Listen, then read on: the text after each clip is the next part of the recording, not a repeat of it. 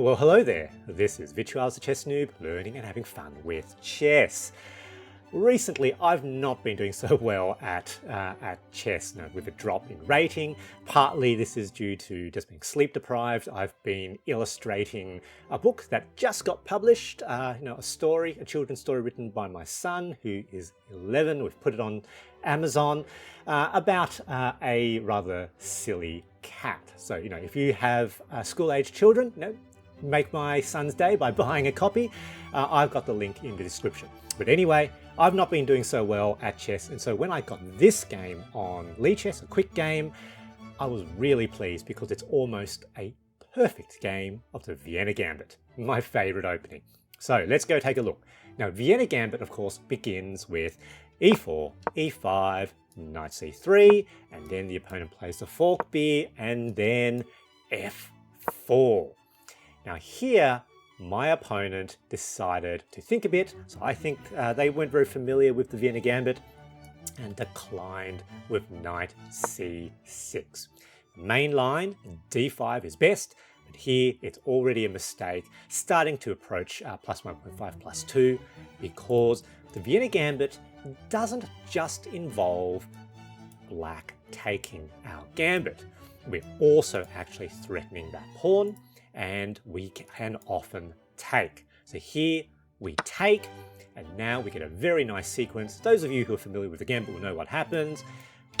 Knight captures, now we take the full center with d4, knight forced to move yet another time. Here they move to g6, that's perfectly okay.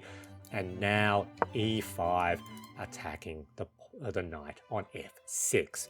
The best move here for black is in fact to undevelop. They do that, and I develop my other knight. And here on move 7, let's see what's happened. Black has basically no development. This knight is in a slightly odd place. I've got control of full center, 2 developed knights, both in sensible locations. I have a semi-open f-file, and very often in the Vienna Gambit, what we're going to be doing is targeting the f7 pawn, and it's often very strong because black now has to scramble to develop. We can sometimes get a very rapid attack. They play d6, which is their best move. I develop my bishop, getting ready to castle on the king side. That bishop, again, normal development square, now also facing the f7 pawn. They here now make a mistake, and this mistake now brings it all the way to about +4. Black here needed to capture. It's not entirely obvious that they should do that. This move, they're trying to defend the g5 square.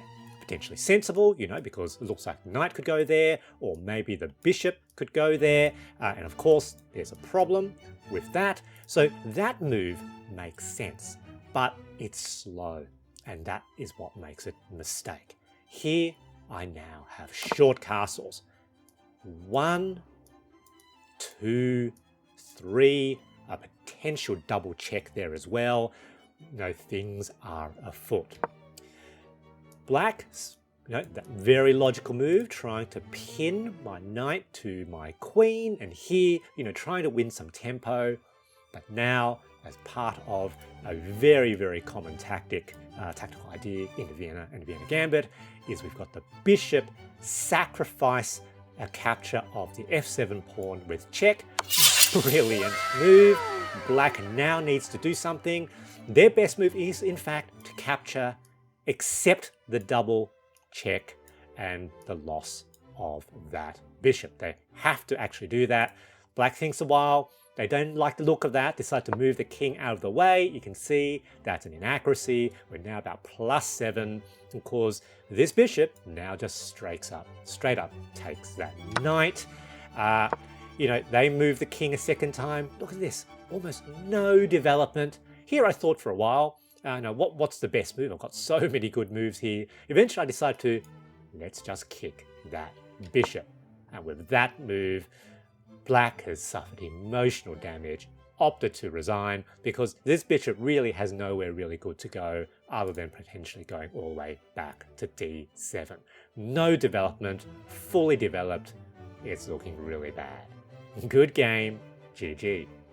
The big takeaway from this game is to try the Vienna game and the Vienna Gambit. It's a lovely and fun system to play. I hope you enjoyed this video, and thanks for watching.